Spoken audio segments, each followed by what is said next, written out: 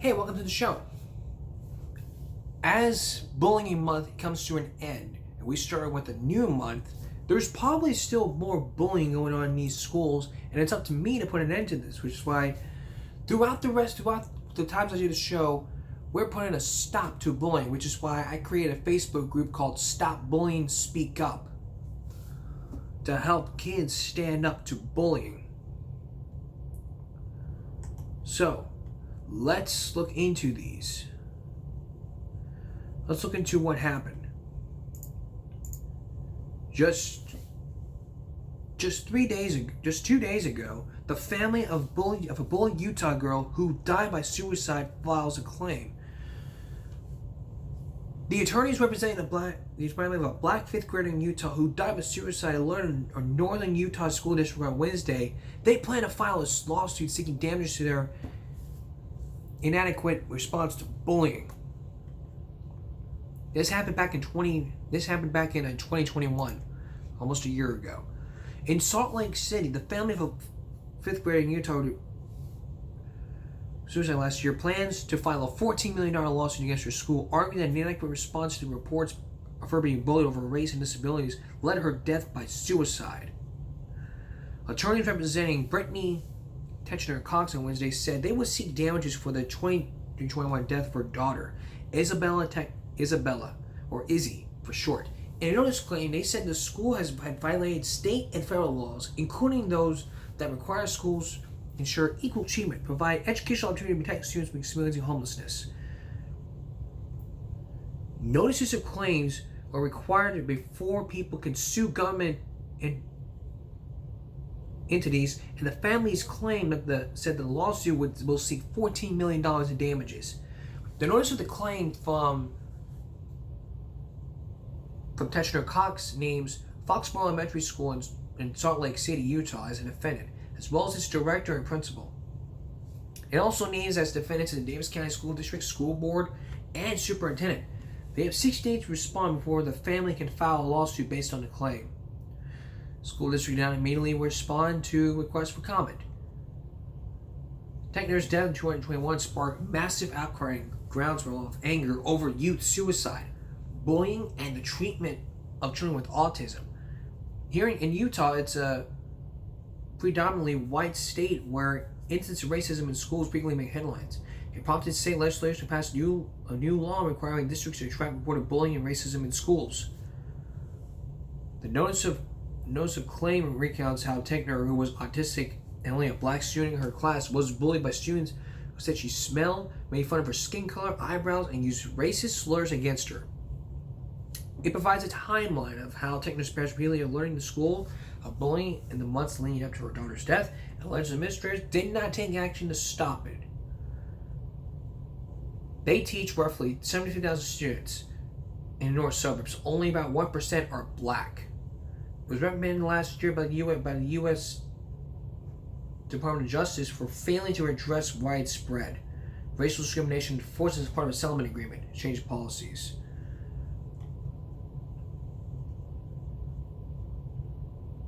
Offer more training and establish your department handle tenant complaints.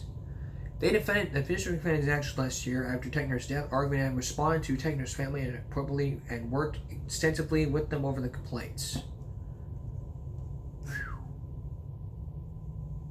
Where do I begin with this? First of all, why would the school violate the state law when it didn't do anything? Because they didn't know what to do. That's my opinion.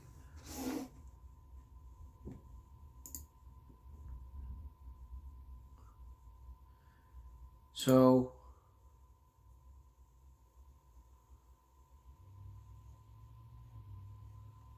yeah, this is why I hate bullying in schools, because school districts don't put a stop to this. They don't discipline them equally. Statistics show one of every 5 students report being bullied. A higher percentage, like 41%. Some of them say bullying is a problem. Over 10% of students who drop out do so due to bullying. So, and parents are just saying, well, go fight, when that can lead you to being suspended from school or in the worst case scenario, expelled for your actions. Unless you look at these, unless you look at these statistics, like 79% is verbal harassment, 50% is social harassment, lowest is cyberbullying, which is 25%. These are the types of bullying. Nearly half the students aged 9 and 12 have been bullied at school. 29% of middle school students have been bullied in the classroom. 6% of male victims are victims of physical bullying compared to 4% of female students. 64% of young adults have been bullied by a teacher at least once. But there's lots of workplace bullying going on. 30% of coworkers experience bullying, 42% of the victims are remote workers, and 66% of adults are aware of bullying in the workplace. Damn. 41% experiencing harassment, stalking 13%. So saying harassment, that's the lower. 1/5 of bullying happens on social media. To get that, 1/5 happens in social media. Together, we can put a stop to this. 49 for school policy includes off-campus 17. That's from the source. 49 school policies include 17 off-campus. So let's put a stop to this, and it won't happen again. Coming up, you've heard about that crash that happened 2 days ago on the Harbor Bridge here in Corpus. But the question is, why does it happen? And what can be done about this? Crash course. A Give Me Back investigation. Stay with us. Up front tonight, crash course. If you've been watching the news, if you're like a lot of people watching the news, you've heard about all these car crashes happening. But what happens? What happens when victims die? What happens to those cars? Not cars. But what happens?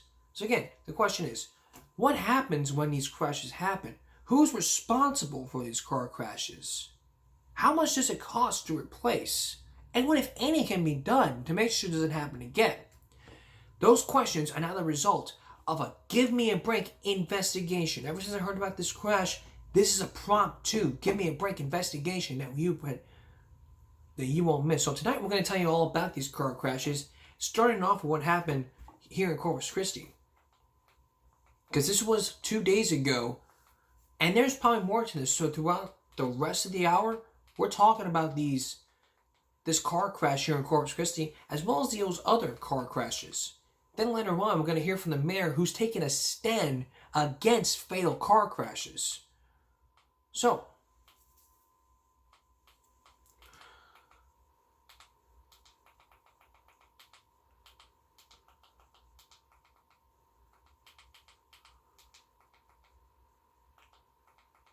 let's look at that car crash and what happened.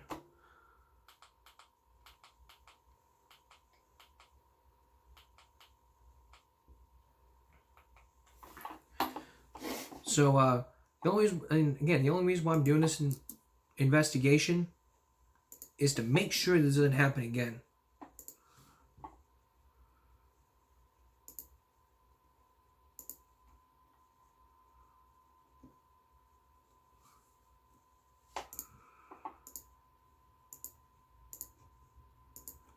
And also to spread out the message, don't do this again. And which is also part of our safety bear, because we're talking about our roads. We're also going to hear from Judge Barbara Canales, who has a plan. We're also going to hear about how TxDOT is dealing with this.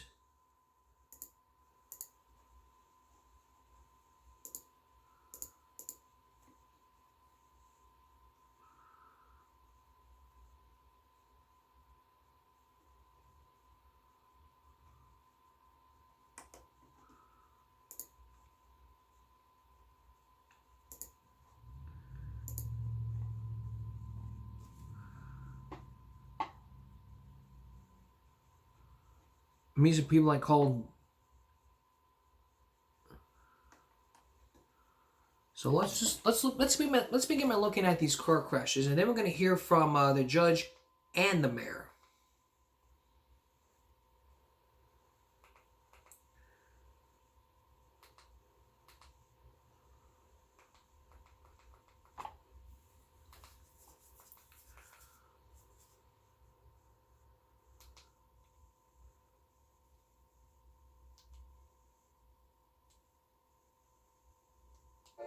Sarah.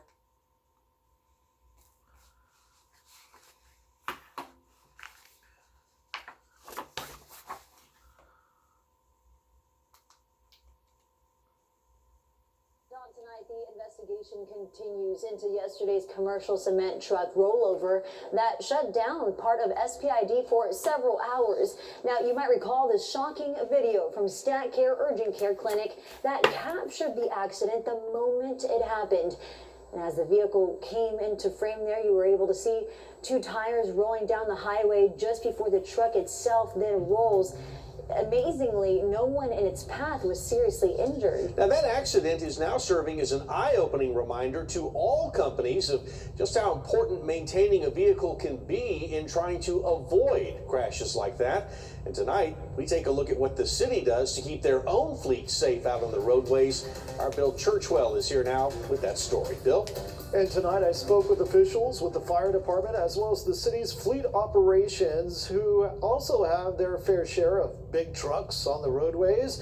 They know sometimes accidents are just that, an accident, but daily checks, they say, go a long way to keep their own fleet safe on the roads.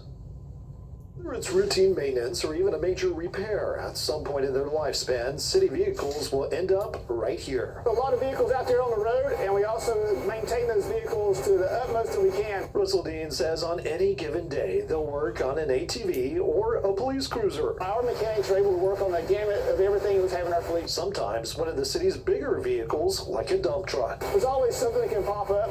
We have a pretty good responsive crew here that can get out to change vehicle tires and things of that nature. He says these vehicles can get worked as miles rack up, which is why servicing the brakes, changing out the tires, or tightening the lug nuts is extremely important to the safety of everyone on the roads. I think the track record that the city has on this maintenance is due to the fact that we have that first line of every person being aware that they need to check their vehicle before they get into it, all the way around to make sure it's in proper working order. Daily maintenance and checks are also part of the fire department's routine, even before their crews start the day. Be a medic unit, a fire truck, a sedan. They're checked every day from bumper to bumper for its ability to respond safely. Deputy Fire Chief Richie Quintero says it's important to address any issues as quickly as possible for these often specialized and massive vehicles. It's definitely a multi-tiered process. First is, as an example, where we are now in our fleet maintenance shop, ensuring that everything is ready to and able to be in service. He says whether you are dealing with a vehicle that is commercial or even personal, it all goes back to basics. Those little manuals that we find in the glove boxes often go unread, and there's a lot of assumptions made on tire pressure, as an example, tread, safe operating speed. Those type of items there should be followed. Bill Churchwell, 3 News. All right, thank you, Bill. So, we've heard about these and how it happens. So, let's look at the statistics for these car crashes.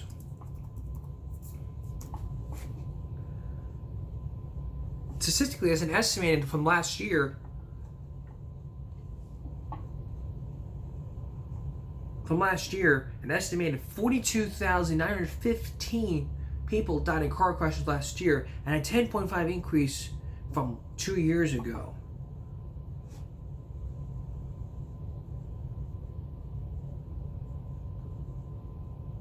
And from TxDOT, these are the crash data analysis. So we're going to try our best to go through.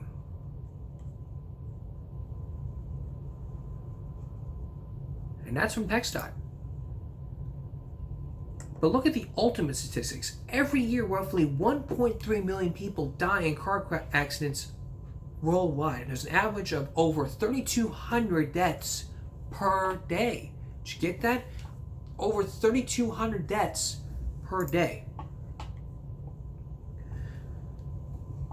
And In a 2019-2020 survey, about 5,000 U.S. residents ages 16 and older found that 88.3% of respondents drove at least occasionally and made an average of 2.5 driving trips daily. They drove for an average of 59 minutes and nearly 30 miles a day, according to the AAA Foundation for Traffic Safety from last year.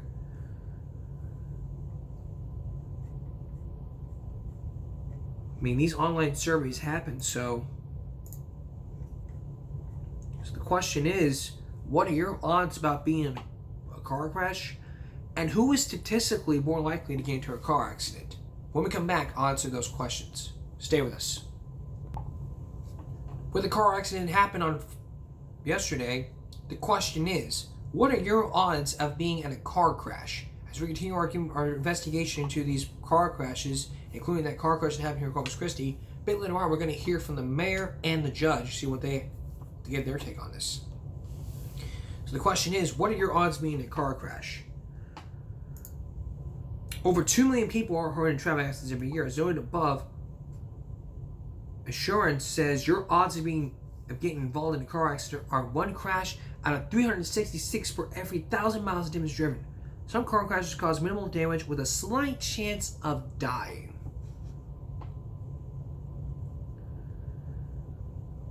And who is statistically getting these car accidents? Us males.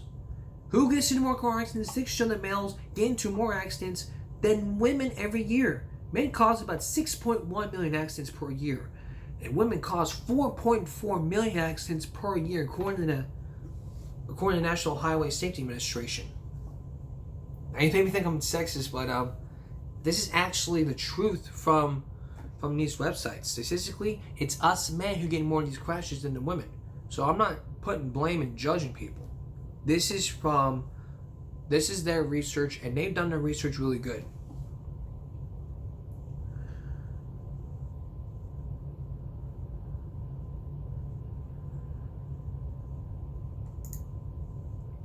And what gender, and men typically drive more miles than women.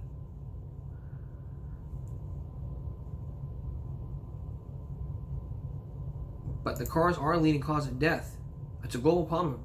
Road traffic crashes are a leading cause of death in the U.S. for people aged 1 to 54, and they're a leading cause of unnatural death for U.S. citizens traveling aboard.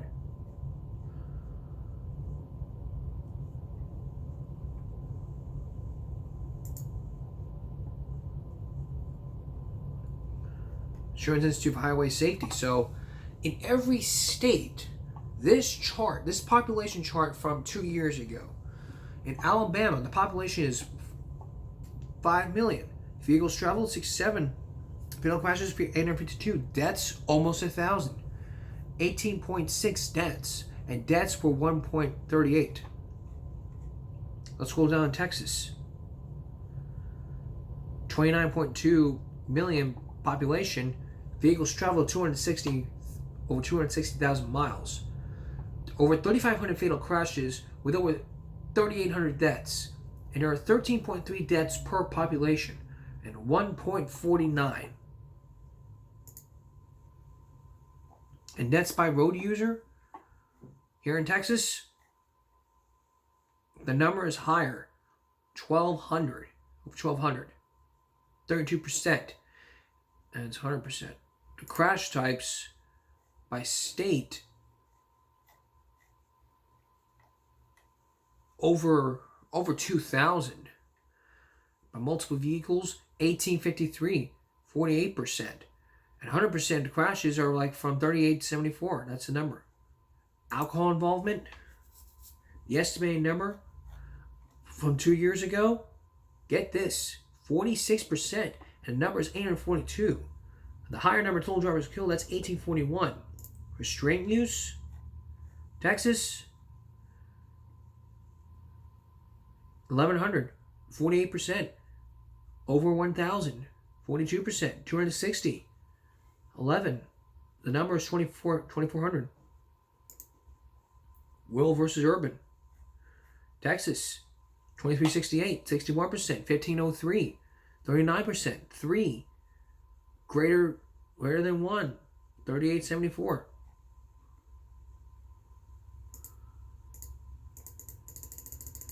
So yeah.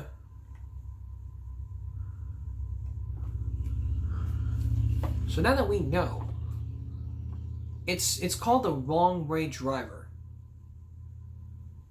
And it won't be operational 6 months, so here's why. Because these are called wrong way drivers. Just a reminder here that TxDOT is implementing a system to potentially keep wrong way crashes from happening, but that device will take another 6 months before it's ready for use. The new technology is being installed in an effort to try to cut down on the number of those wrong way driving fatalities. Now, the new tech will feature a camera and flashing lights, in addition to signs that will try to get the attention of the drivers. It will eventually be up and running along those spots around town that have seen the most wrong way driving incidents. Wow. So that's not another 6 months. Now here's the victim of that Harbor Bridge crash. As the investigation into that terrible wrong way crash on the bridge continues, we are learning more about those victims, the precious memories, and the people that they now leave behind. 27-year-old Matthew Banda would have turned 28 this month. The Sinton native was also a father to a beautiful baby girl that you see right here who just turned 2. We're told he also served in the Navy for 4 years. Loved ones describe him as a great person who was a friend to all, a kind-hearted soul who was a loving father. And Betsy was remembered.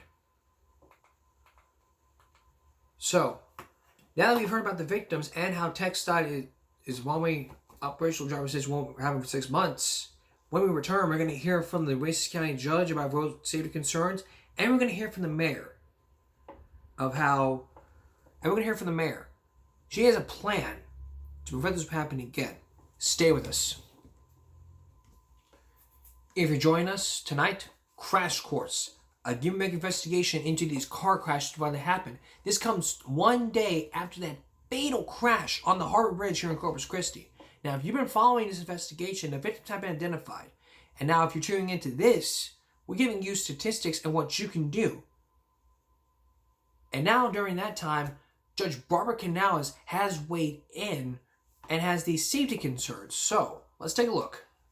Well, the construction of the new Harbor Bridge continues to be a topic as most of the safety concerns that halted work on the main span are still being resolved by TxDOT and developer Flatiron Dragados. But another one came up today, this time regarding the precast yard in Robstown. That's where workers are building delta frames for the bridge. Well, today, Nueces County Judge Barbara Canales addressed the Corpus Christi Metropolitan Planning Organization, and she asked for help in fixing the area around County Road 36. Judge Canales mentioned the existing sinkholes on the streets and said that they're already so large they can cause a deadly rollover. In addition, the heavy hauling of concrete around the precast yard will likely only make those roads worse. Somebody will have a fatality there. It's just so awful, and there are people that need to access that road in order to get home. Judge Canales went on to note that the asphalt is also a concern. TxDOT says that the work in Robstown shouldn't take too long, and while they will do what they can to help, TxDOT does have restrictions when it comes to doing work on county roads. All right, now that we heard from the judge, let's hear what the mayor has to say about this, because she has a plan to turn this around by taking a stand against fatal crashes here in Texas. Take a look.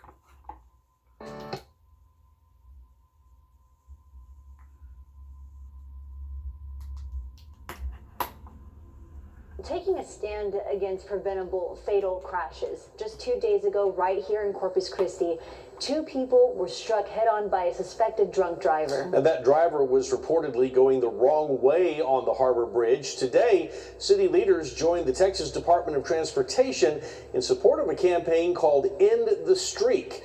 Our Bill Churchwell was there and has this report. Last year was one of the deadliest years on record. It's a sobering statistic. In the state of Texas, someone is killed on our roadways every single day for the past 22 years. That's more than 79,000 mothers, fathers, husbands, wives, and children that have died in senseless, preventable crashes. That is where this campaign comes in. Hashtag #InTheStreak a social media effort to raise awareness. This press conference taking place at Artesian Park because of its significance as mile marker 0 for I-37. This is where Road to Zero begins for us here in Corpus Christi. The goal, 0 deaths. We just accept it. It's on the news.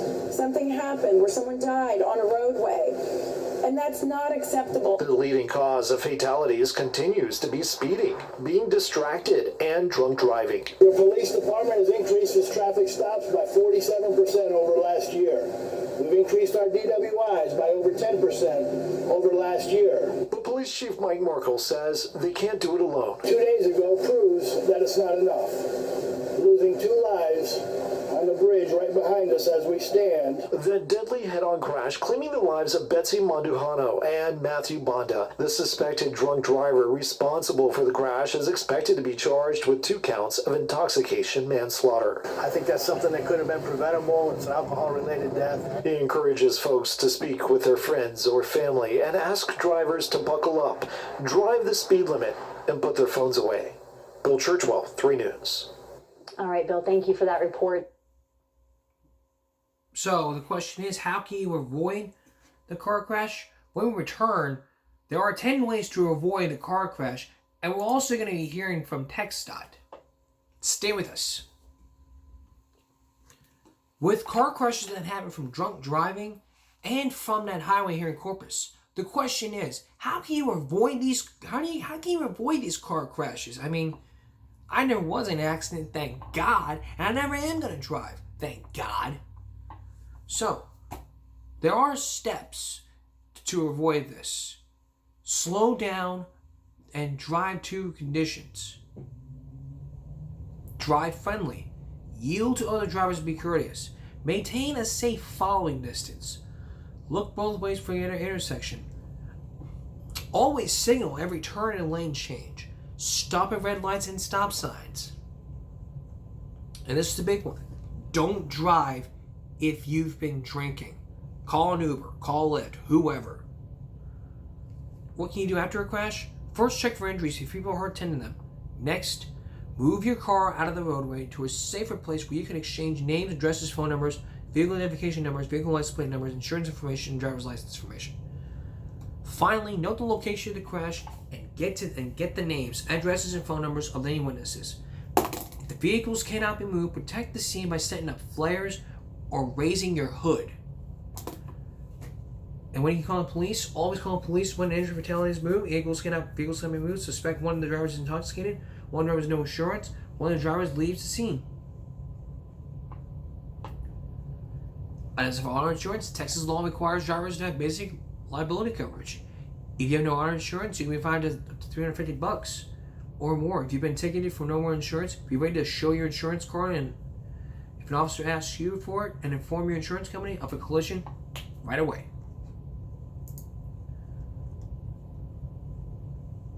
Now here are 10 ways you can avoid a car crash. Proven safety technologies that you'll want in your next car. This is from consumerreports.org. The first one is the Ford Collision Warning, or FCW. The second one is automatic emergency braking, or AEB. The third one is blind spot warning. It's not only one of the top 3 favorite safety features, but the readers rate it at the top of the favorites as well. It makes a big difference in the highway safely.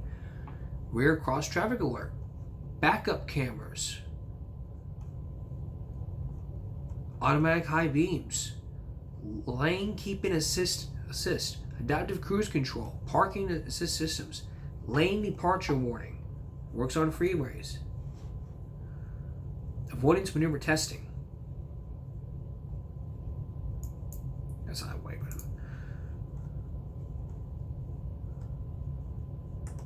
but there are 7 common car accidents, and I'm going to tell you how you can avoid them. There are rear-end collisions.